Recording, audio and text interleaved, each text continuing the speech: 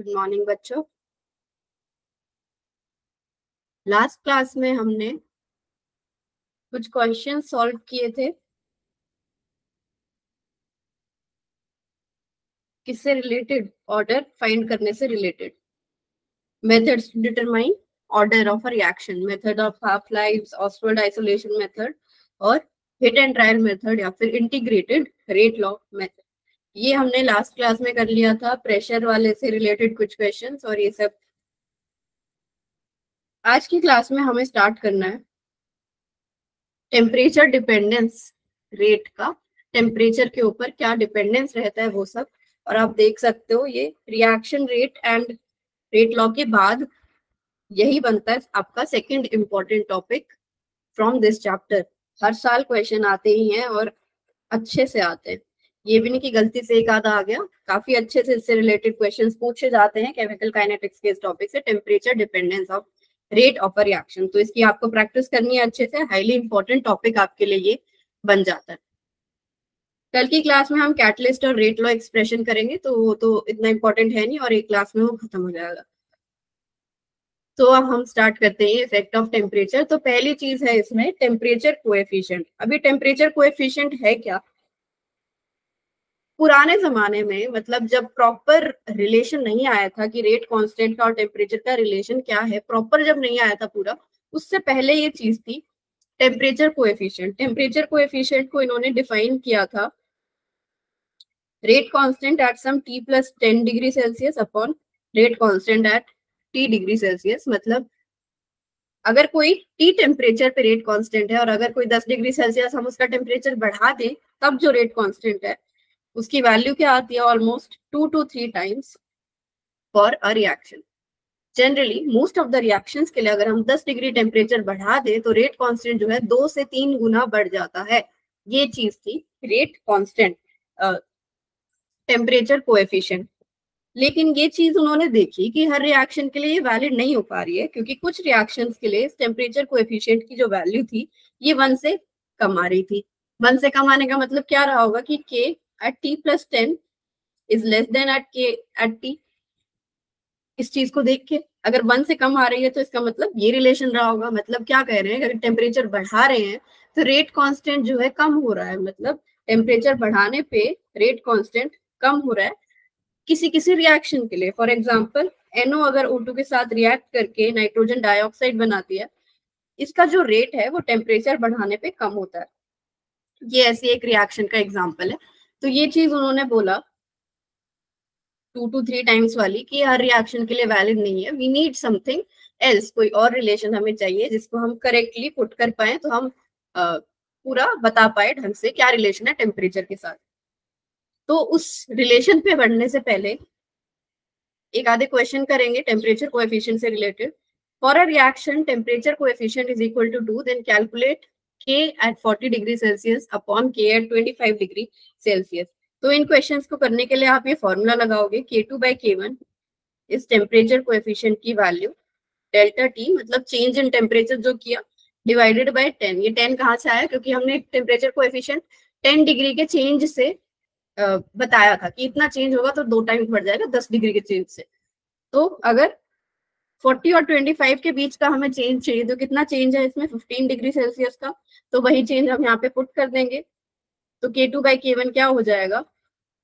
Temperature coefficient की value इन्होंने 2 दे रखी है, तो 2 की पावर 15 by 10। ये हो गई आपका रेशियो की बात। k at 40 degree Celsius upon k at 25 degree Celsius, इस फॉर्मूले से हम निकाल सकते हैं टेम्परेचर कोएफिशिएंट की पावर डेल्टा t by 10। इसको 15 by 10 को फिर फर्दर 3 by 2 लिखो, 1.5 लिखो, या 2 की पावर अगर 3 by 2 है तो इसको हम 2 क्यूब इंटू 2 की पावर 1 by 2 लिख सकते हैं। 2 क्यूब इज 8 एंड √2 इज √2 रहने दो, या फिर 1.414। तो 8 इंटू 1.414 आप सॉल्व करके या फिर 8 √2 जो है इसका आंसर रिपोर्ट कर सकते हो। ओके, अगर ये हो गया तो एक ये क्वेश्चन ट्राई करेंगे सेम कंसेप्ट पे। Temperature coefficient of rate of reaction is 3, then how many times would the rate increase if temperature is raised by 30 Kelvin?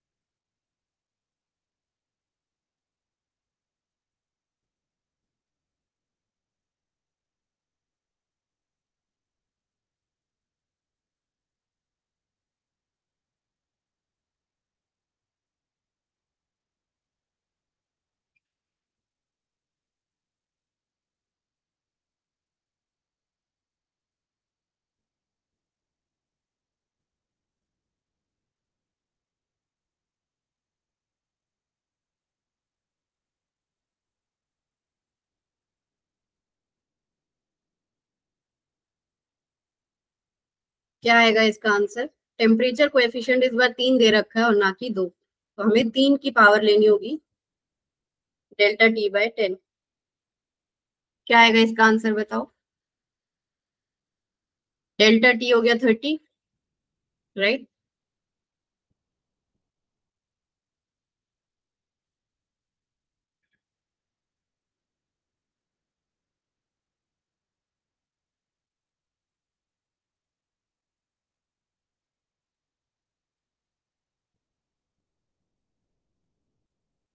Option C 27 सही निकाला है आपने। 3 की पावर 30/10, 3 की पावर 3, 3 की पावर 3 इज 27। तो K2/K1 की वैल्यू निकाली है आपने 27, मतलब 30 केल्विन टेम्परेचर अगर बढ़ा दिया इन्होंने तो जो रेट कांस्टेंट आया वो 27 टाइम्स बढ़ गया। रेट कांस्टेंट ऑफ फर्स्ट के एकदम 27 टाइम्स बढ़ गया। तो ये हमारा कॉन्सेप्ट था पूरा टेम्परेचर कोएफिशिएंट का। अब जैसे कि मैंने बोला ये हर रिएक्शन के लिए वैलिड नहीं था, तो हमें कुछ और रिलेशन चाहिए था, तो उसके लिए आई थी हमारी आर्हीनियस इक्वेशन। लेकिन आर्हीनियस इक्वेशन पे जाने से पहले हम कोलिजन थ्योरी जो है समझते हैं, ताकि समझे कि आर्हीनियस थ्योरी आई कहाँ से, कैसे वो इक्वेशन जो है आई।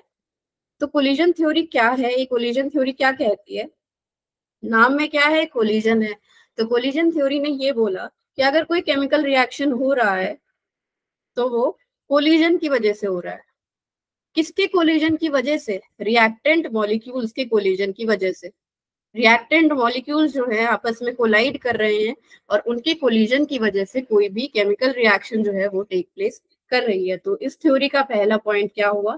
Chemical reaction is due to chemical reaction due to collision among reactant molecules. आपस में वो एक दूसरे से टकरा रहे हैं रिएक्टेंट मॉलिक्यूल्स, इसीलिए कोई केमिकल रिएक्शन होगी। पहला पॉइंट कोलिजन थ्योरी का। दूसरी बात, अब ये नहीं कि हर कोलिजन से रिएक्शन होने लगेगा, सिर्फ और सिर्फ जो कोलिजन इफेक्टिव होंगी वही केमिकल रिएक्शन को टेक प्लेस करवा सकती हैं। पहले तो इस चीज को लिखो फिर और डिटेल में समझते हैं कि हर कोलिजन से केमिकल रिएक्शन नहीं होता, सिर्फ और सिर्फ इफेक्टिव कोलिजन से होता है। तो every collision does not make chemical change। कौन सा कोलिजन करता है? Only effective collision.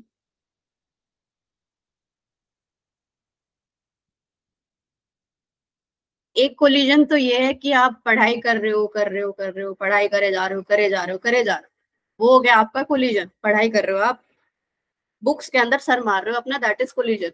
एक इफेक्टिव कोलिजन क्या है कि आप पढ़ाई कर रहे हो, बुक्स के अंदर अपना सर मार रहे हो और आपके मार्क्स भी आ रहे हैं। पहले वाले सिर्फ कोलिजन में आपके मार्क्स नहीं आ रहे, लेकिन इफेक्टिव कोलिजन में आपके मार्क्स अगर आ जाए तो वो आपने बोला कि आपकी जो पढ़ाई हो गई वो इफेक्टिव हो गई, आपके पढ़ने का कुछ फायदा हुआ, that is effective collision, effective पढ़ाई।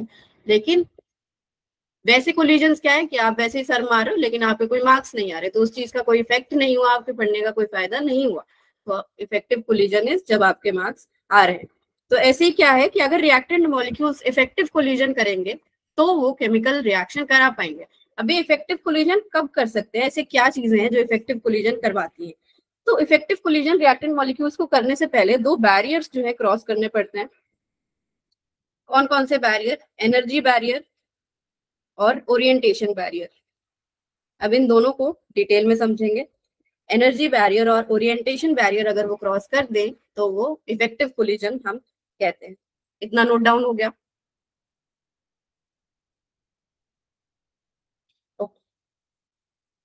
तो एनर्जी बैरियर समझने से पहले एक टर्म है आपकी थ्रेशोल्ड एनर्जी। जैसे आपने क्लास 11th में जब वो चैप्टर पढ़ा होगा structure of atom, second chapter जो था आपका, उसमें हमने थ्रेशोल्ड फ्रीक्वेंसी की बात करी थी फोटो इलेक्ट्रिक इफेक्ट में। वो क्या थी? मिनिमम फ्रीक्वेंसी की इलेक्ट्रॉन्स जो है इजेक्ट हो जाए। तो वैसे यहाँ पे थ्रेशोल्ड एनर्जी क्या है? एक मिनिमम अमाउंट ऑफ एनर्जी जो मॉलिक्यूल्स के पास होनी चाहिए ताकि वो केमिकल रिएक्शन करवा पाए। इस चीज को लिखो, minimum amount of energy which colliding molecules must possess, minimum amount of energy which colliding molecules must possess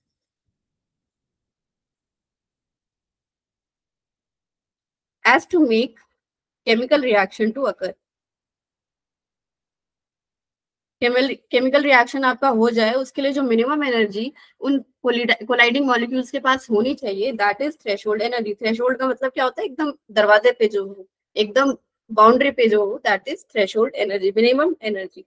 तो अगर रिएक्टेंट मॉलिक्यूल्स के पास जो एनर्जी है वो ज्यादा हो थ्रेशोल्ड एनर्जी से तो उनको बोलते हैं एक्टिव मॉलिक्यूल्स, और अगर वो एनर्जी कम हो थ्रेशोल्ड एनर्जी से तो उनको बोलते हैं पैसिव मॉलिक्यूल्स। एक्टिव मतलब कोलाइड करेंगे अच्छे से, एनर्जी है उनके पास, एकदम खाए पिए हैं, वो एक्टिव है। और पैसिव मतलब कुछ एनर्जी नहीं है उनके पास, कुछ खाया हुआ ही नहीं है, तो क्या वो कोलिजन करेंगे, अपना आराम करेंगे, चिल करेंगे, दैट इज पैसिव मॉलिक्यूल्स। तो ये हो गए आपके एक्टिव और पैसिव मॉलिक्यूल्स। और अगर हम किसी एक पर्टिकुलर टेम्परेचर की बात करें, किसी स्पेसिफिक टेम्परेचर की, मतलब एट अ गिवन टेम्परेचर, तो ये एक्टिव और पैसिव जो है आपस में इक्विलिब्रियम में रहते हैं। एट अ गिवन टेम्परेचर ये पैसिव और एक्टिव आपस में ऐसे इक्विलिब्रियम में रहते हैं। और ये जो रिएक्शन है ये एंडोथर्मिक है।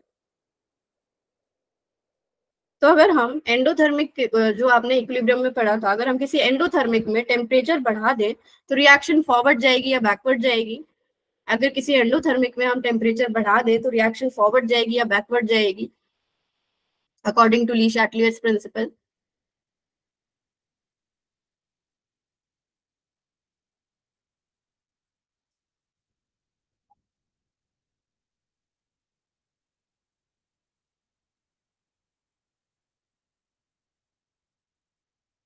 हाँ जी, क्लास 11th।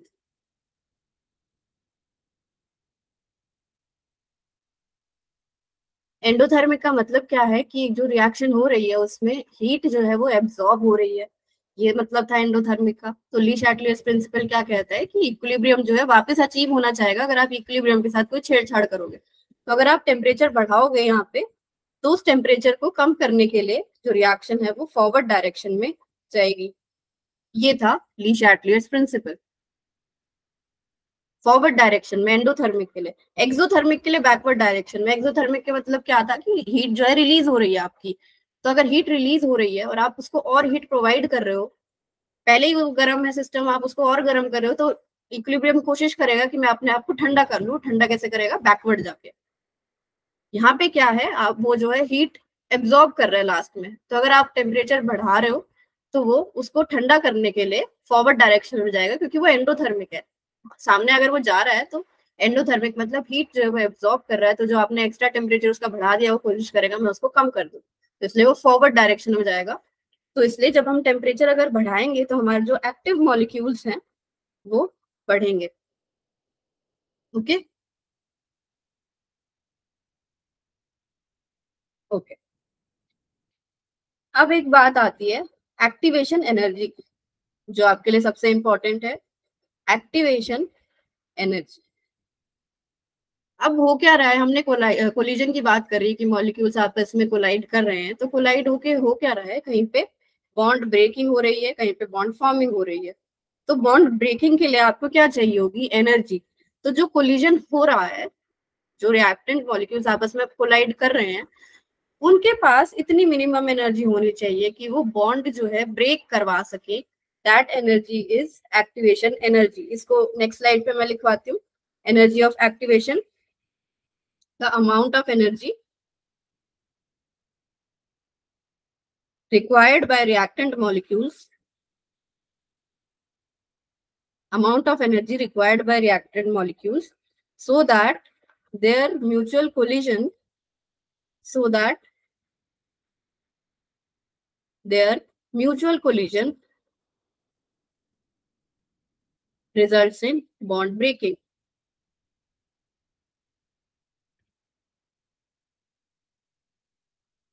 बॉन्ड ब्रेक करने के लिए कुछ एनर्जी चाहिए, तो वो एनर्जी जो रिक्वायर्ड होगी रिएक्टेंट मॉलिक्यूल्स को, दैट इज, हाँ ठीक है Anshika, minimum amount of energy required by reactant molecules. हाँ मिनिमम और ऐड कर लो यहाँ पे. Minimum amount of energy required by reactant to break the bond is energy of activation या फिर एक्टिवेशन एनर्जी. अब थ्रेशोल्ड और इसका अगर हम रिलेट करना चाहें, एनर्जी ऑफ एक्टिवेशन और एनर्जी ऑफ थ्रेशोल्ड जो थी, तो E A is equal to E threshold minus actual energy of reactants, ऐसे भी इसको एक्सप्रेस करते हैं. मतलब जो रिएक्टेंट्स की एक्चुअल एनर्जी थी, अगर उसको थ्रेशोल्ड में से माइनस कर दे तो आप उसको एक्टिवेशन एनर्जी भी बोल सकते हो. ये वाली चीज थोड़ा मैथमेटिकल टर्म्स वगैरह से आई है, थोड़ा डीप साइंस में जाके, तो इतनी इंपॉर्टेंट नहीं है आपके लिए. आपके लिए जो इंपॉर्टेंट है वो ये ग्राफ है. वाई एक्सिस पे एनर्जी और एक्स एक्सिस पे रिएक्शन कोऑर्डिनेट. रिएक्शन कोऑर्डिनेट मतलब जो रिएक्शन हो रही है reactant to product, reactant to product जो बन रहा है उसको रिप्रेजेंट कर रहे हैं ये, कि एनर्जी कैसे कैसे चेंज हो रही है रिएक्टेंट और प्रोडक्ट की. तो अगर रिएक्टेंट की एनर्जी यहाँ हो और ऐसे वो रिएक्शन प्रोसीड कर रही है और यहाँ पे वो प्रोडक्ट की एनर्जी है, तो वो क्या रहा है, ये जो आपको ऊपर बड़ा सा पहाड़ दिख रहा है रिएक्टेंट टू प्रोडक्ट जाते time, this is activation energy. ये है वो एनर्जी का बैरियर जो रिएक्टेंट मॉलिक्यूल्स को क्रॉस करना पड़ेगा, ये पहाड़ चढ़ के जाना पड़ेगा अगर वो अपने आप को इस प्रोडक्ट में कन्वर्ट करना चाहते हैं. तो ये हो गया आपका एनर्जी बैरियर. उसके बाद इसमें एक चीज और है कि ये जो रिएक्टेंट और प्रोडक्ट के बीच का जो एनर्जी डिफरेंस है, this is called delta H, change in enthalpy. Reactant और प्रोडक्ट के एनर्जीज का जो गैप है, दिस इज डेल्टा एच. अब इसमें एक और चीज है, ई ए फॉरवर्ड और ई ए बैकवर्ड. मतलब ये क्या है, फॉरवर्ड जाने की एक्टिवेशन एनर्जी, ये क्या है, बैकवर्ड जाने की एक्टिवेशन एनर्जी. तो फॉरवर्ड रिएक्शन मतलब रिएक्टेंट टू प्रोडक्ट जाने की एक्टिवेशन एनर्जी, तो यही है जो मैंने यहाँ पे ब्लैक कलर से मार्क कर रखी है. बैकवर्ड जाने की एक्टिवेशन क्या है, एक्टिवेशन एनर्जी, अगर वो प्रोडक्ट से रिएक्टेंट में जाना चाहे तो उसको ये ऐसे जाना पड़ेगा, राइट टू लेफ्ट जाना पड़ेगा. तो इसके लिए अब एक्टिवेशन एनर्जी क्या हो जाएगी, ये पूरा ऊपर से नीचे तक, ये हो गई आपकी ई ए बैकवर्ड, ये हो गई आपकी ई ए फॉरवर्ड. ये फॉरवर्ड क्या है, रिएक्टेंट टू प्रोडक्ट जाने के लिए ये वाला बैरियर. ये बैकवर्ड क्या है, ये वाला बैरियर जो प्रोडक्ट से लेके ये ऊपर तक बैरियर है दिस. और ऊपर इस पॉइंट को बोलते हैं एक्टिवेटेड कॉम्प्लेक्स, यहाँ पे बनता है. एक्टिवेटेड कॉम्प्लेक्स क्या है, जो कोलिजन के टाइम पे कुछ एक इंटरमीडिएट बनता है, उसको हम आगे देखेंगे अभी, उसको बोल रहे हैं एक्टिवेटेड कॉम्प्लेक्स. तो एक्टिवेटेड कॉम्प्लेक्स तक जाने के लिए जो पहाड़ चढ़ना पड़ता है, दैट इज एक्टिवेशन एनर्जी. और इस ग्राफ से हम डेल्टा एच की बात करते हैं. डेल्टा एच कैसे कैलकुलेट करते हैं, E A forward minus E A backward. Activation energy required for forward reaction minus activation energy required for backward reaction. और हमने क्या बोला कि रिएक्टेंट मॉलिक्यूल्स को ये बैरियर जो है क्रॉस करना पड़ेगा एक्टिवेशन एनर्जी का, ताकि वो प्रोडक्ट बना सके. इतनी बात समझ में आ गई.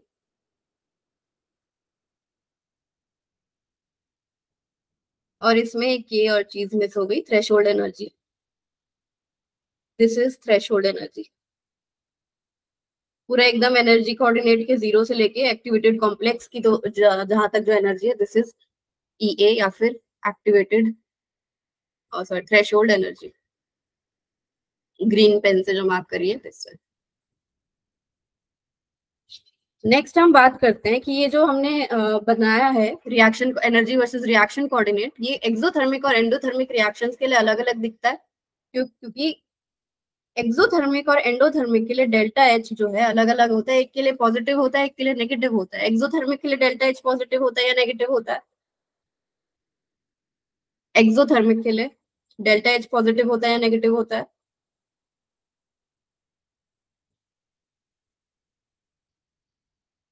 नेगेटिव। एक्सोथर्मिक के लिए डेल्टा एच नेगेटिव, एंडोथर्मिक के लिए डेल्टा एच पॉजिटिव। तो अगर हम इसी ग्राफ से देखना चाहें एनर्जी वर्सेस रिएक्शन कोऑर्डिनेट वाला, तो रिएक्टेंट टू प्रोडक्ट तो वही आएगा जो हमने पीछे बनाया। इसमें आप देखोगे कि ई ए फॉरवर्ड ये थी, ई ए बैकवर्ड ये थी, तो E A forward minus E A backward ये आपकी नेगेटिव आती है, क्योंकि आप इस ग्राफ से देख सकते हो ई ए बैकवर्ड जो है ग्रेटर है then E A forward. Endothermic के लिए उल्टा होता है, ये रिएक्टेंट ये प्रोडक्ट, तो ये है आपका E A backward and this is your E A forward.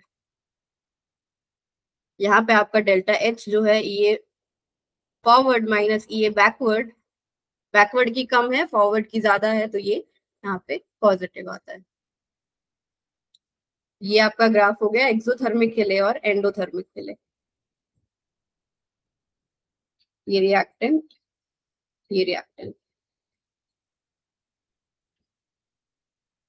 Okay,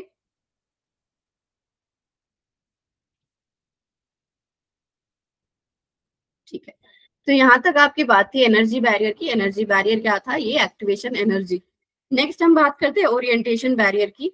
orientation barrier क्या है? ये अगर आपकी रिएक्शन हो रही है कोई A2 मॉलिक्यूल और B2 मॉलिक्यूल जो है आपस में रिएक्ट करना चाहते हैं, तो ये उनकी ट्रांजिशन स्टेट बन रही है और फाइनली उनका 2A भी आपको देखने को मिल रहा है। तो ये चीज होने के लिए कोलिजन थ्योरी ने क्या बोला कि उन्हें कोलाइड करना पड़ेगा। तो ये आपके A2 मॉलिक्यूल और B2 मॉलिक्यूल इस इमेज में देखो ऐसे कोलाइड कर रहे हैं, ठीक है। A2 मॉलिक्यूल और B2 मॉलिक्यूल कोलाइड कर रहे हैं और उनकी कोलाइड करने की डायरेक्शन क्या है? एकदम हेड टू हेड, सर से सर टकरा रहे हैं उनके, एकदम हेड टू हेड। तो इस टाइप का उनका कुछ ओरिएंटेशन जो है रहेगा। तो इस ओरिएंटेशन के होने का रीजन क्या है? ये आपके A2 और B2 है, ये ब्लू कलर से जो मैंने बनाया ये AA और BB के आपस का बॉन्ड है, ये B है ये A है। अब इनकी ये जो ओरिएंटेशन ऐसी आई, इसका क्या मतलब है कि ये आपस में A और B, ये जो रेड कलर से मैं बना रही हूँ ये बॉन्ड जो है वो फॉर्म हो रहे हैं, ये बॉन्ड ऐसे आपस में फॉर्म हो गए, और जो ब्लू कलर से बनाए थे वो आपस में ब्रेक हो रहे हैं।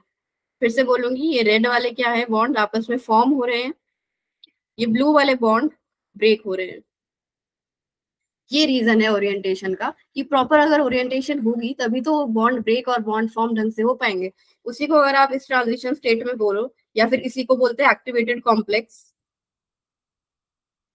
कि प्रॉपर ओरिएंटेशन है तभी तो ये ए का बॉन्ड जो है ब्रेक हो रहा है और ये ए बी का बॉन्ड जो है वो फॉर्म हो रहा है।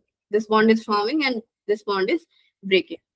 अगर वो ऐसे हेड टू हेड ना टकरा के ऐसे टेढ़े मेढ़े आपस में टकराते तो ये वाला ओरिएंटेशन उनको ना मिलता। ये वाला ओरिएंटेशन अगर नहीं मिलेगा तो कहाँ से बॉन्ड बनेगा, कहाँ से टूटेगा? कुछ है ही नहीं, कुछ वही नहीं है, पूरा अरेंजमेंट ही गलत है, तो कोई रिएक्शन जो है हमें देखने को नहीं मिलता। तो ये होता है आपका ओरिएंटेशन बैरियर की एक प्रॉपर डायरेक्शन में जो है वो आपस में कोलाइड करने चाहिए। कोलिजन जो है वो प्रॉपर डायरेक्शन में या प्रॉपर ओरिएंटेशन में होना चाहिए, तभी आपका बॉन्ड जो है ब्रेक होगा, फॉर्म होगा ढंग से, तभी आपकी रिएक्शन जो है वो होगी। तो दो आपने बैरियर्स देख लिए, एक था एनर्जी बैरियर, एक बैरियर। तो ये दोनों बैरियर्स जब वो रिएक्टेंट मॉलिक्यूल्स क्रॉस कर लें तब हम बोलते हैं कि जो कोलिजन हो रहा है दैट इज इफेक्टिव कोलिजन। और अगर कोलिजन इफेक्टिव होगा तभी कोई केमिकल रिएक्शन होगी। हर किसी के सर मारने से कोलिजन जो है रिएक्शन नहीं कराती, जो सिर्फ इफेक्टिवली सर मारते हैं उन्हीं से रिएक्शन होती है।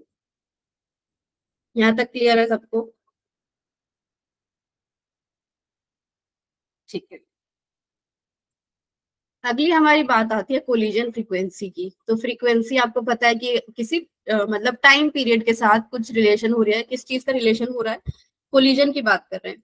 कोलिजन फ्रीक्वेंसी अब है क्या मतलब? इसका वर्ड से आप समझ सकते हो इस टर्म से कि कोलिजन कितना फ्रीक्वेंटली हो रहा है, कितना फ्रीक्वेंटली हो रहा है, दैट इज कोलिजन फ्रीक्वेंसी। तो कोलिजन मतलब फ्रीक्वेंसी अगर आप किसी चीज की बताते हो तो आप ऐसे पर सेकंड के टर्म में बताते हो, या फिर एक सेकंड में, या फिर इतने टाइम में इतनी चीज वो हो रही हो, दैट इज फ्रीक्वेंसी। यहाँ पे कोलिजन फ्रीक्वेंसी भी हम ऐसे ही डिफाइन करते हैं कि नंबर ऑफ कोलिजन्स कितने हो रहे हैं कुछ पर्टिकुलर टाइम में और कुछ particular volume of reaction mixture में, दैट इज कोलिजन फ्रीक्वेंसी। तो नंबर ऑफ कोलिजन्स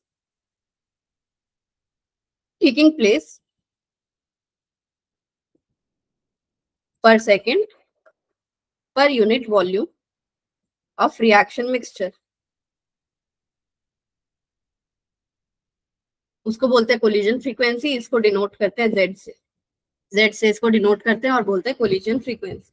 तो अगर हम किसी अब रेट ऑफ रिएक्शन की बात करें, अब हम स्टार्ट कर रहे हैं अपना मेन कि हमें क्या था, रेट ऑफ रिएक्शन को देखना था टेम्परेचर पे कैसे डिपेंड कर रहा है, तो वो अब हम देखने जा रहे हैं। तो रेट ऑफ रिएक्शन की अगर बात करें तो हम बोल सकते हैं कि collision frequency multiplied by fraction of total number of effective collision, fraction of total number of effective collision. Collision frequency मतलब क्या है कि कितने कोलिजन्स हो रहे हैं, और फ्रैक्शन क्या है इफेक्टिव कोलिजन्स का, मतलब टोटल अपॉन इफेक्टिव। जो टोटल कोलिजन्स हो रहे हैं और जो इफेक्टिव कोलिजन्स हो रहे हैं उसका जो फ्रैक्शन है मल्टीप्लाइड बाय कितने कोलिजन्स हो रहे हैं, नंबर ऑफ कोलिजन्स पर सेकंड पर unit volume, that will give us the rate of reaction.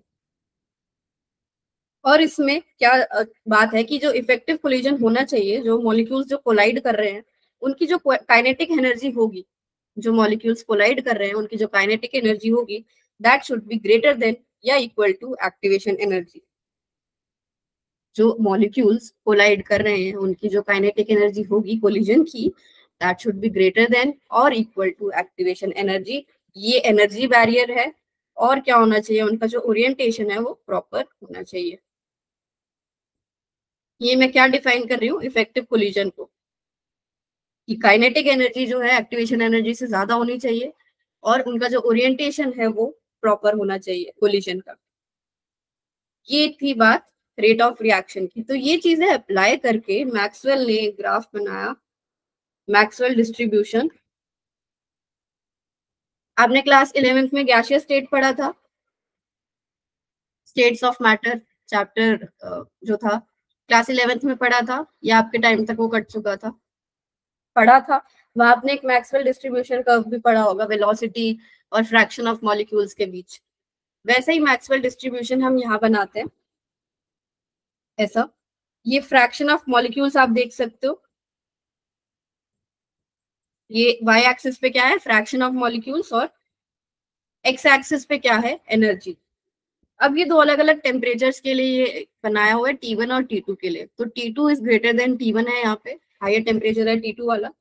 अब ये जो मैं ब्लू कलर से लाइन बना रही हूँ, this represents activation energy x axis पे, कि ये एक्टिवेशन एनर्जी है। हाँ यही वाला ग्राफ था। तो ये जो है एक्टिवेशन एनर्जी है एक्स एक्सिस पे, मैंने इसको डिनोट किया है। तो इससे बाद वाला जो एरिया है, इससे बाद वाला जो एरिया है, तो ये जो भी आपको ग्रे कलर के मॉलिक्यूल्स मतलब जो शेडेड दिख रहे हैं, ये क्या है एक्चुअली, वो वाले फ्रैक्शन है मॉलिक्यूल्स के जिनकी जो एनर्जी है वो ज्यादा है एक्टिवेशन एनर्जी से।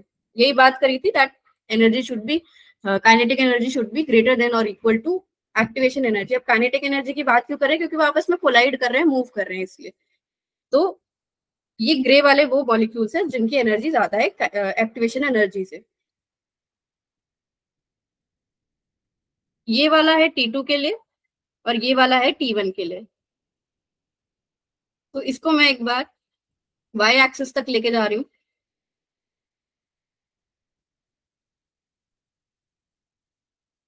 ये T2, ये T1। तो आप देख सकते हो कि जो T2 है उसके लिए फ्रैक्शन ऑफ मॉलिक्यूल्स जो हैं ज्यादा आए हैं, वाई एक्सिस में ऊपर को वो आया है, और T1 के लिए जो फ्रैक्शन ऑफ मॉलिक्यूल्स है वो कम आया है। तो इस ग्राफ से क्या बताना चाह रही हूँ मैं, कि जो टेम्परेचर ज्यादा अगर हम रखेंगे तो फ्रैक्शन ऑफ मॉलिक्यूल्स जो इफेक्टिव कोलिजन कर रहे हैं वो ज्यादा आएंगे। फ्रैक्शन ऑफ मॉलिक्यूल्स का मतलब क्या था, इफेक्टिव अपॉन टोटल। तो अगर टेम्परेचर बढ़ाएंगे तो इफेक्टिव कोलिजन जो है ज्यादा होने लगेगी, इसलिए T2 ग्रेटर देन T1 पे फ्रैक्शन ऑफ मॉलिक्यूल्स कब ज्यादा थे, जब T2 था। तो इस फ्रैक्शन ऑफ मॉलिक्यूल्स को इससे भी रिप्रेजेंट करते हैं एक्सपोनेंशियल की power minus EA by RT। ये इसी मैक्सवेल वाले डिस्ट्रीब्यूशन से। जैसे आपने गैसियस स्टेट में भी कुछ एक्सपोनेंशियल का रिलेशन देखा था, -mu²/2RT समथिंग, वैसे ही यहाँ पे ये आता है e⁻ -EA/RT। This represents the fraction of molecules जो इफेक्टिव कोलिजन कर रहे हैं या फिर जिनकी जो काइनेटिक एनर्जी है वो ज्यादा है एक्टिवेशन एनर्जी से, उस फ्रैक्शन को किससे रिप्रेजेंट कर रहे हैं, e⁻−EA/RT, where EA is the activation energy, R is the gas constant and T is the temperature। इसी को रेट से इन्होंने रिलेट किया कि rate is directly proportional to e⁻−EA/RT। Just like हमने अभी पिछली वाली स्लाइड में ये चीज लिखी थी, rate of reaction is equal to collision frequency into fraction of total number of effective collision। तो ये जो फ्रैक्शन है ये क्या है, e⁻−EA/RT, और कोलिजन फ्रीक्वेंसी जो है वो कांस्टेंट रहता है फॉर अ रिएक्शन। तो कांस्टेंट को अगर हटा दिया तो डायरेक्टली प्रोपोर्शनल इसको हम ऐसे लिख सकते हैं, तो rate is directly proportional to e⁻−EA/RT। अब इस प्रोपोर्शनैलिटी को हटाने के लिए एक प्रोपोर्शनैलिटी कांस्टेंट लाया गया, लेकिन उससे पहले इस रेट को भी हटाना है, रेट को हमें चेंज करना है रेट कांस्टेंट में। तो हम इसको ये बोल सकते हैं कि रेट जो है वो टेम्परेचर पे डिपेंड कर रहा है, रेट जो है वो टेम्परेचर पे डिपेंड कर रहा है। क्यों कर रहा है, क्योंकि रेट कांस्टेंट जो था वो टेम्परेचर पे डिपेंड कर रहा है, और रेट जो है वो रेट कांस्टेंट पे डिपेंड कर रहा है, रेट कांस्टेंट टेम्परेचर पे डिपेंड कर रहा है। तो ऐसे हम रेट की जगह पे रेट कांस्टेंट लिख सकते हैं, k is directly proportional to e⁻−EA/RT। अब इस प्रोपोर्शनैलिटी को हटा के कांस्टेंट a लाया गया, e⁻−EA/RT। इस इक्वेशन को बोलते हैं Arrhenius equation, very very important. तो ऐसे आई थी आपकी आर्हीनियस इक्वेशन, और ये a क्या है, a जो कांस्टेंट है इसके काफी नाम है आपके, या तो आर्हीनियस कांस्टेंट बोलते हैं या फिर प्री एक्सपोनेंशियल फैक्टर बोलते हैं इसको। प्री एक्सपोनेंशियल फैक्टर क्यों बोल रहे हैं, क्योंकि एक्सपोनेंशियल वाली टर्म से पहले आ रहा है, इसलिए प्री एक्सपोनेंशियल फैक्टर, या फिर फ्रीक्वेंसी फैक्टर, या फिर इसको बोलते हैं कोलिजन्स विद प्रॉपर ओरिएंटेशन।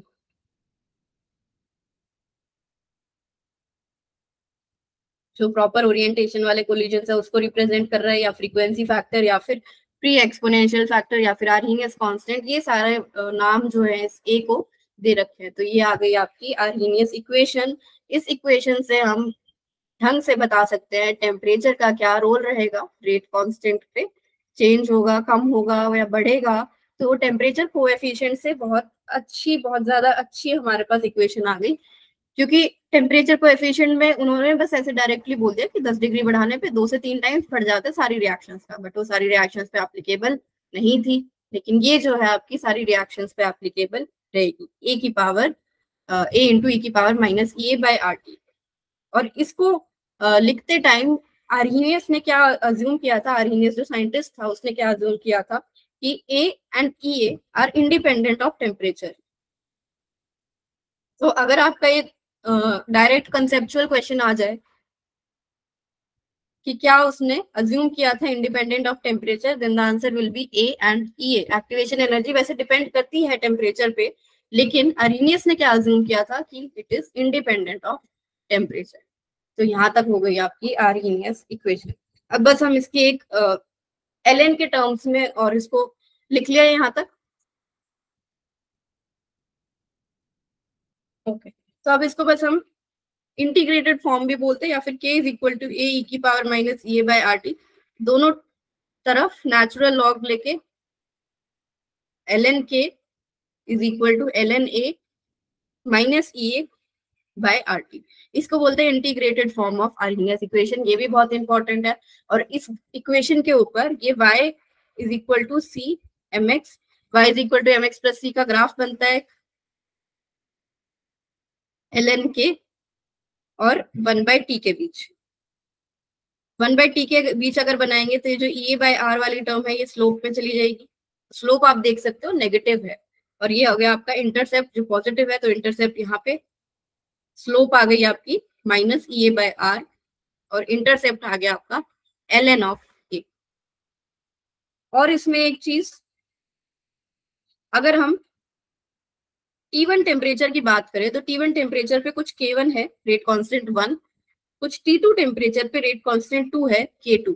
अब रेट कांस्टेंट क्या था, हमने ये बात करी थी कि depends only and only on temperature, concentration पे डिपेंड नहीं कर रहा था, तो यहाँ पे हमने टेम्परेचर चेंज कर दिया तो रेट कांस्टेंट जो है चेंज हो गया।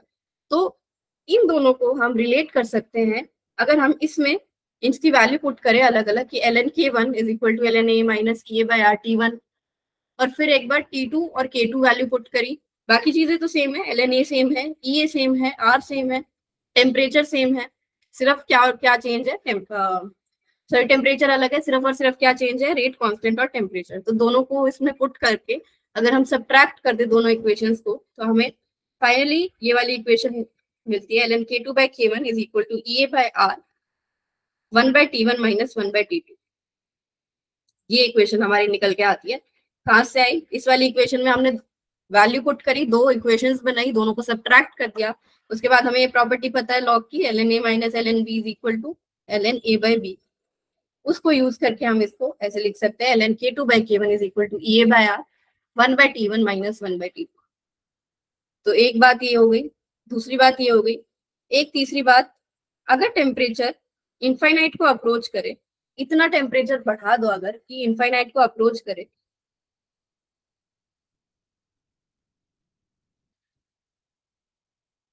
तो क्या होगा? इस वाली इक्वेशन में अगर आप इनफाइनाइट की वैल्यू पुट करो टेम्परेचर की उस पे, तो 1 बाई इनफाइनाइट इज 0। तो मतलब e बाय आर टी वाली टर्म पूरी की पूरी खत्म हो गई, 0 हो गई। तो क्या बचा? ln k is equal to ln a, या फिर हम बोल सकते हैं k is equal to a। इसका मतलब क्या है कि जितनी भी कोलिजन्स हो रही हैं सबकी सब इफेक्टिव है। इसका मतलब क्या है कि जितनी भी कोलिजन्स हो रही हैं सबकी सब इफेक्टिव है, k is equal to a का मतलब।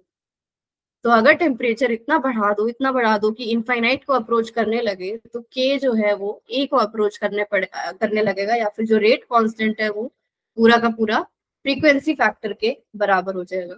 अब ये जो मैंने तीन बातें यहाँ लिखी है इंक्लूडिंग दिस ग्राफ, ये सारी बातें इतनी इंपॉर्टेंट है, इन पे या तो क्वेश्चन पूछा जा चुका है या फिर वो मतलब रेगुलर ट्रेंड है। इस स्लाइड पे जो लिखा है ना, मोस्ट इंपॉर्टेंट स्लाइड है ये आर्हीनियस इक्वेशन की।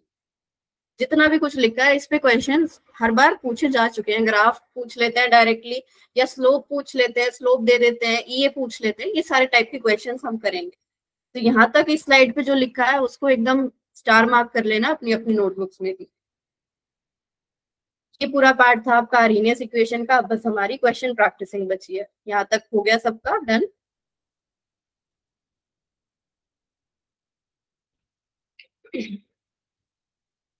तो ये आ गया आपका डीपीपी 3 का question. Rate constant, activation energy, frequency factor, ये तीनों चीजें यहाँ पे दे रखी हैं आपको। निकालना क्या है आपको? Rate constant as temperature approaches infinity.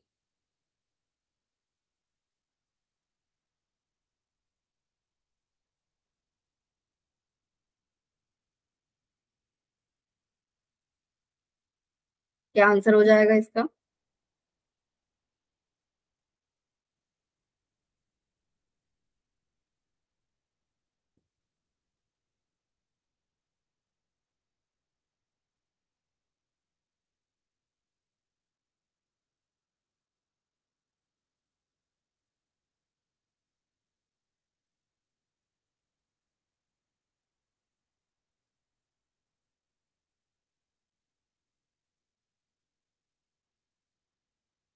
As temperature approaches infinite, मैंने क्या बताया था? k is equal to a हो जाता है। तो इसमें से जो a की वैल्यू है या k की वैल्यू है वो बराबर हो जाएगी।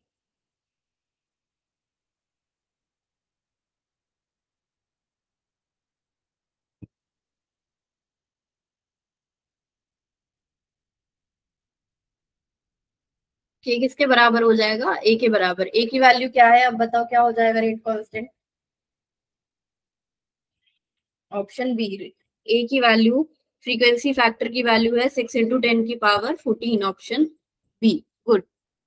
तो एज टेम्परेचर अप्रोचेस इंफिनिटी, जो भी फ्रीक्वेंसी फैक्टर की वैल्यू है that will be equal to rate constant. ये क्वेश्चन ट्राई करो। Pyrolysis of an organic ester follows a first order process. Its rate can be expressed as this equation, where k is given in minute inverse. Then calculate the time required for 25% reaction to complete at this temperature. एक बार सोचो क्या क्या हमें required होगा, कैसे कैसे approach कर सकते हैं, अप्रोच सोचो इस क्वेश्चन की।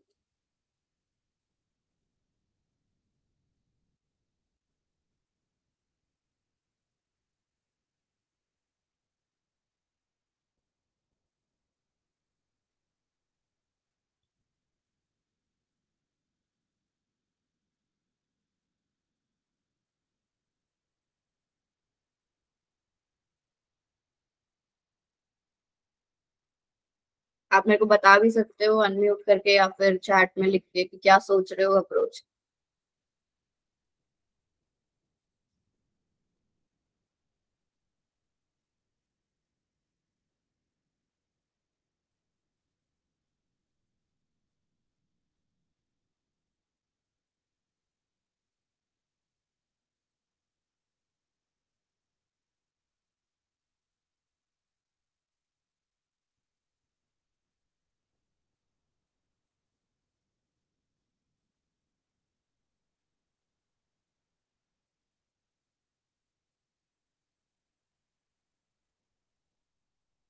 पहले ए बाय के निकालेंगे शायद से।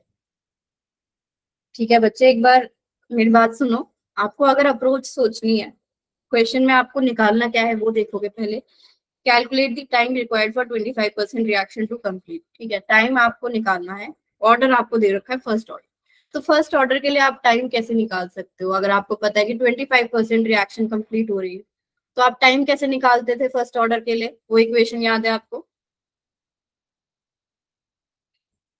T is equal to 2.303 by K. वो हाफ लाइफ के लिए था 0.693 बाई के, जब 50% रिएक्शन हो जाए।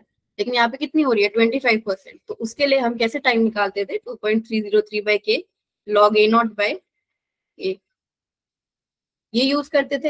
अब निकालना क्या है? 25% के लिए। तो अगर 25% रिएक्शन कंप्लीट हो गई है, इसका मतलब रिएक्टेंट कितना बचा होगा? 75% या फिर 0.75। ठीक है, यहाँ हम पुट कर देंगे ए नॉट को ए नॉट रख देंगे, ए को क्या रख देंगे? 75% ऑफ ए नॉट। और क्या चाहिए हमें? 2.303 है ही, क्या बच गया? Rate constant. रेट कांस्टेंट हमारे पास नहीं है, तो रेट कांस्टेंट अब हमें अप्रोच ऐसे सोचनी थी कि पहले हमने लिख लिया हमें क्या निकालना है, किस किस फॉर्मूले से निकालना है। अब हमें जानना क्या है कि हमें क्या बच गया जो हम इसमें पुट नहीं कर पा रहे। रेट कांस्टेंट की वैल्यू हमें फाइंड करनी है, उसके लिए हम इस डेटा का जो है हेल्प लेंगे जो इन्होंने दे रखा है। तो दे क्या रखा है? L N K is equal to 78.09 minus 42075 by T temperature. Temperature भी दे रखा है 227 डिग्री सेल्सियस। इसको अगर हम केल्विन में कन्वर्ट कर लें, सब कुछ क्योंकि केल्विन में रखना है। 500 केल्विन आ गया ये, यहाँ पे रख दो 500। 500 रखने पे हमें क्या वैल्यू आ जाएगी? एल एन के की। ये मैं क्यों कर रही हूँ? क्योंकि के निकालना है, बाकी सब इस इक्वेशन में है ही। तो लॉग के कर देंगे इसको, फिर आप एंटी लॉग इसका ले लोगे, तो आपकी रेट कांस्टेंट की वैल्यू जो है निकल के इस इक्वेशन से आ जाएगी। उस रेट कांस्टेंट को हम यहाँ पुट कर देंगे, तो हमारा टाइम जो है वो निकल के आ जाएगा। This is how you approach a question. पहले आप फॉर्मूला लिखो, आपको क्या निकालना है, उसमें क्या आपकी रिक्वायरमेंट्स है, फिर आप दूसरे डेटा पे जाओ जो आपको गिवन।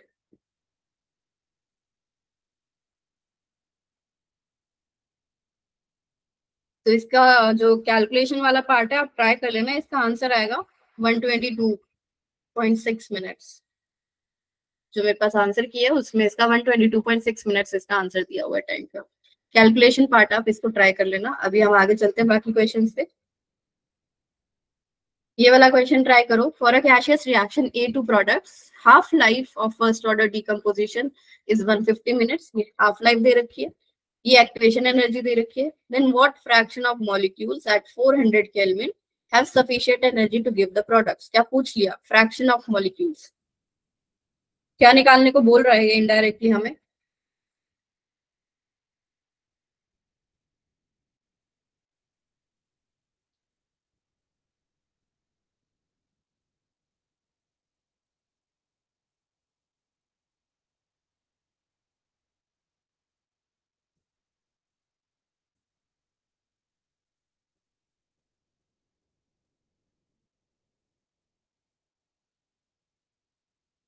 Option A. नहीं, अच्छा वैसे कह रहे हो ए। या ऑप्शन ए आंसर बता रहे हो?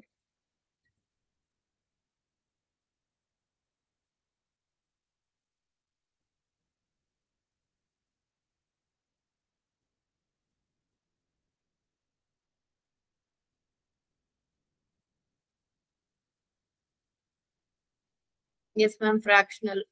फ्रैक्शन।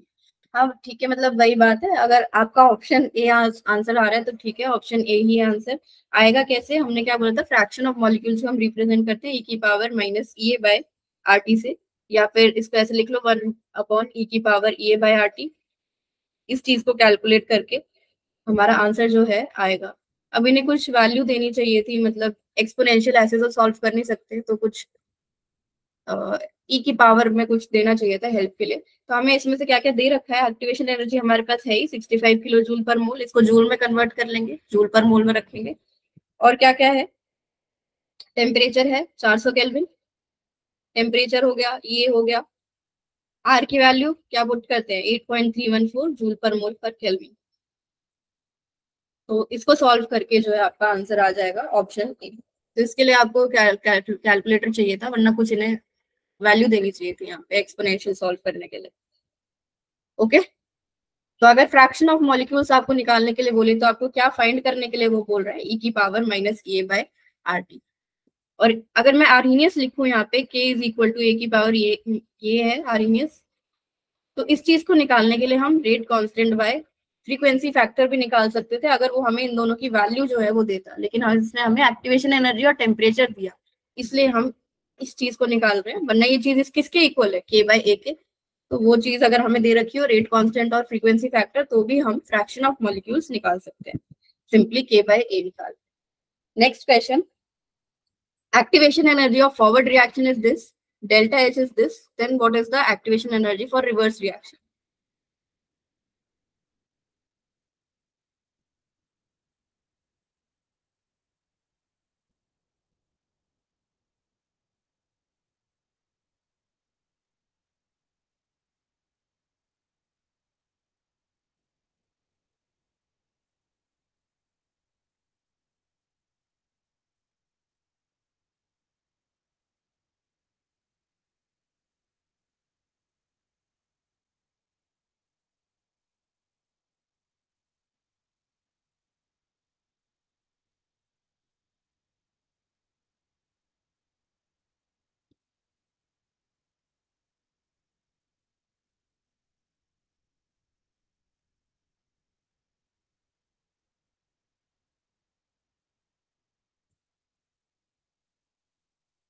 डेल्टा एच और एक्टिवेशन एनर्जी को रिलेट करने का एक ही फॉर्मूला था हमारे पास, delta H is E A of forward, activation energy of forward minus activation energy of backward.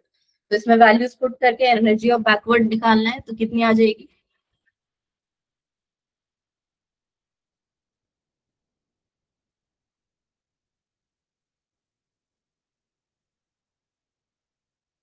80। Good. E A backward क्या हो जाएगा, E A forward minus delta H, E A forward is 60 minus delta H is minus 20. 60 minus minus 20 is 80. ये वाला question, first order rate constant K is related to temperature as this, rate constant और temperature का ये relation इन्होंने दे रखा है। Then which value, which pair of value is correct.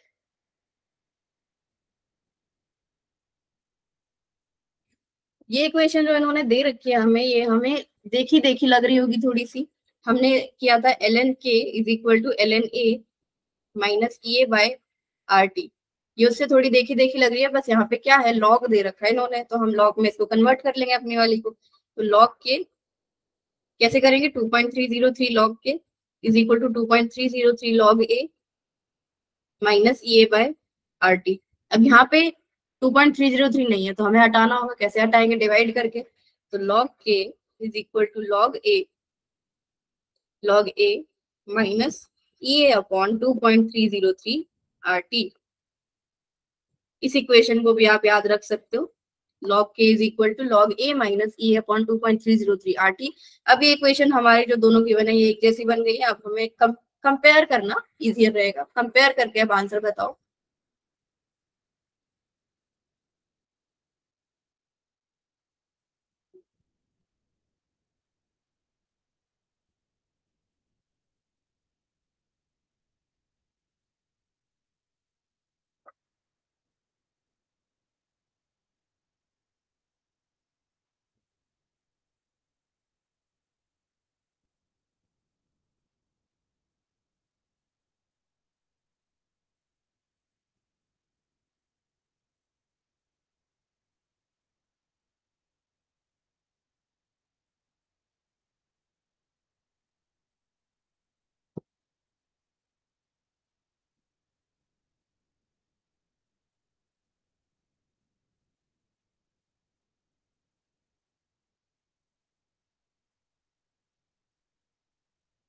Option B A की power 10, A is equal to 10 की power minus 15 और ई इज इक्वल टू 40।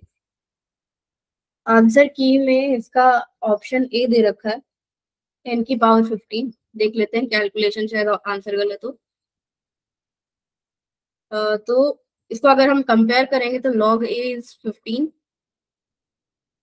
तो अगर a हटाएंगे तो, सॉरी, log हटाएंगे तो 10 की पावर 15 इसको लिख सकते हैं, क्योंकि log विद बेस 10 है ये। तो a की वैल्यू तो आ गई 10 की पावर 15। तो ये वाला तो बच्चे गलत हो गया आपका, 10 की पावर 15 होगा।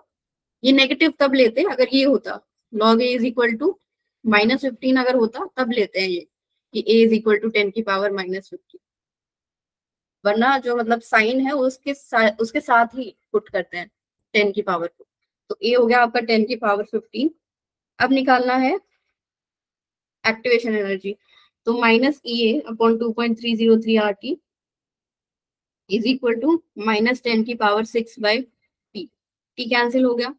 एक्टिवेशन एनर्जी क्या आ गई, 2.303 R 8.314 इंटू 10 की पावर 6।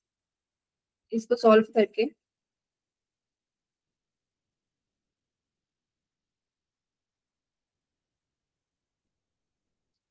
19.14 इंटू 10 की पावर 6, या फिर 1.914 इंटू 10 की पावर 7, ये जूल पर मोल में है। तो आपका ये आ जाएगा किलो जूल में कन्वर्ट करने के लिए 1000 से डिवाइड, तो 10 की पावर 4, 1.9 इंटू 10 की पावर 4 किलो जूल। ठीक है, ओके मैम, कैलकुलेशन मिस्टेक हो गई। ओके, ये वाला क्वेश्चन ट्राई करो। Rate constant K1 is found to be double of K2, मतलब K1 is twice of K2। Relation between activation energies क्या होगा, E1 और E2 का क्या रिलेशन होगा, ये पूछ रहा है। K1 is twice of K2, then activation energy का क्या रिलेशन होगा।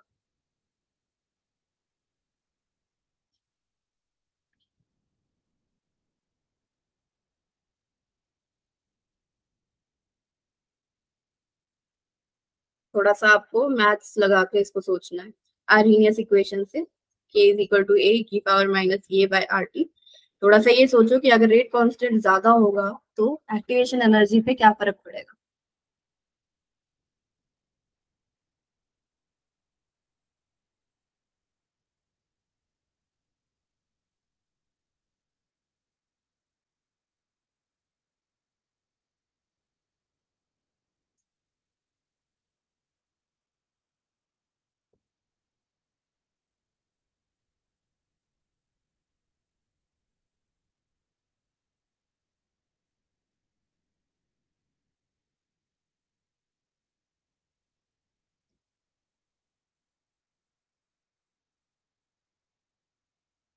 ऑप्शन बी कह रहे हो E1 is less than E2। अगर एक्टिवेशन एनर्जी ज्यादा होगी तो मतलब E की पावर में, क्योंकि ये माइनस में है, तो E की पावर माइनस ये वाली टर्म क्या होगी, कम होती जाएगी। तो अगर ये वाली टर्म अगर कम होती गई तो इसका मतलब जो रेट कांस्टेंट है वो भी कम होता रहा। तो इससे हमारा रिलेशन बिल्कुल सही कह रहे हो आप कि अगर रेट कांस्टेंट जो है ज्यादा होगा तो एक्टिवेशन एनर्जी उसकी कम होगी। तो रेट कांस्टेंट किसका ज्यादा है, K1 का ज्यादा है K2 से, तो उसकी एक्टिवेशन एनर्जी कम होगी। ऑप्शन बी, बहुत बढ़िया। तो ये हमारा रिलेशन आया रेट कांस्टेंट और एक्टिवेशन एनर्जी का। अब आप इसको डायरेक्टली याद रख सकते हो, अगर बार बार ये चीज ना सोचना चाहो माइनस प्लस वाली, तो इसको आप डायरेक्टली याद भी रख सकते हो कि अगर रेट कांस्टेंट बढ़ेगा तो एक्टिवेशन एनर्जी उसकी घटेगी, या फिर एक्टिवेशन एनर्जी अगर घटेगी मतलब जो बैरियर था, अब इसको अगर इस ग्राफ से रिलेट करो, ये जो बैरियर था हमारा, जितना ऊंचा पहाड़ होगा उतना ही टाइम लगेगा ना चढ़ने में। जितनी ज्यादा एक्टिवेशन एनर्जी होगी उतना ही स्पीड जो है रिएक्शन की कम होगी। Greater the barrier lesser the rate constant. Reactant molecules को एनर्जी बैरियर क्रॉस ही तो करना था, तो अगर पहाड़ ज्यादा ऊंचा होगा तो रिएक्टेंट मॉलिक्यूल्स क्या करेंगे, टाइम लगाएंगे चढ़ने में। यही होता है, अगर आप पहाड़ चढ़ने जाओगे तो जितना ऊंचा पहाड़ उतना आपको टाइम लगेगा, इसलिए ऐसे भी आप इसको याद रख सकते हो कि एक्टिवेशन एनर्जी अगर ज्यादा होगी तो रेट कांस्टेंट आपका कम होगा। ये और ट्राई कर लो। बस ये डीपीपी का आपका लास्ट क्वेश्चन है। नंबर ऑफ नहीं, ये वाला, for a first order reaction A to P, temperature T dependent rate constant K was found to follow this equation, then the pre-exponential factor A and activation energy E है। उसी type का question जो भी हमने किया था, इस बार सही बताएंगे सब। फिर से एक इक्वेशन दे रखी है, आप कंपेयर करके ए की वैल्यू और ई की वैल्यू बताएंगे।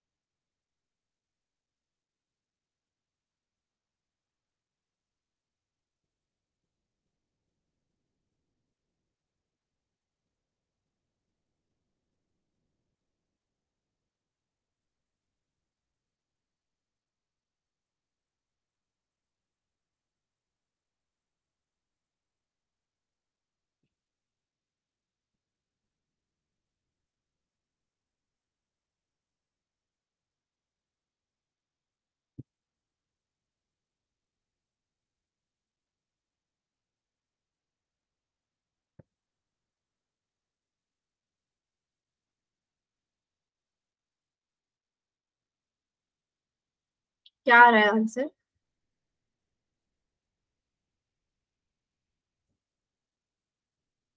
वैसे ही करेंगे इसको, log k is equal to log a minus E upon 2.303 RT। ये हमें दे रखा है, तो log a क्या हो जाएगा? 6.0।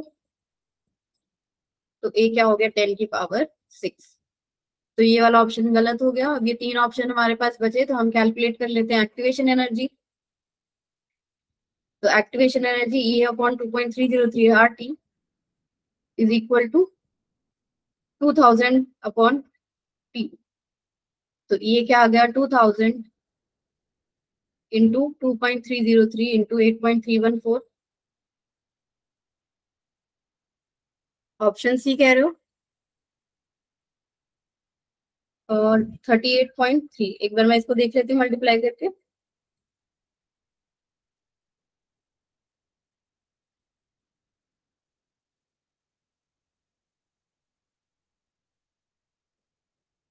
Thirty eight point three good, 38.3 kilo joule per mole. तो ऑप्शन डी जो है इसका आंसर आ गया आपका सेकेंड। सी कह रहे थे आप? 16.6 क्या मल्टीप्लाई नहीं किया?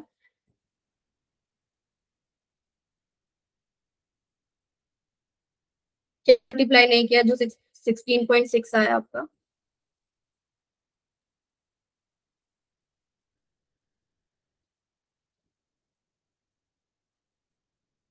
2000 को। ओके, इसको कंसिडर करना है बच्चे ध्यान से।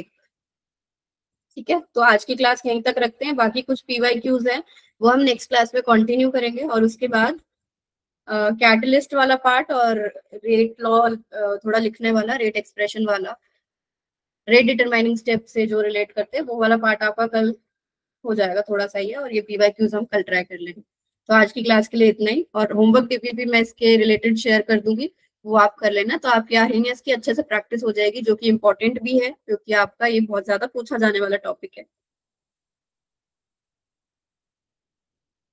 ओके बेटा, बाय।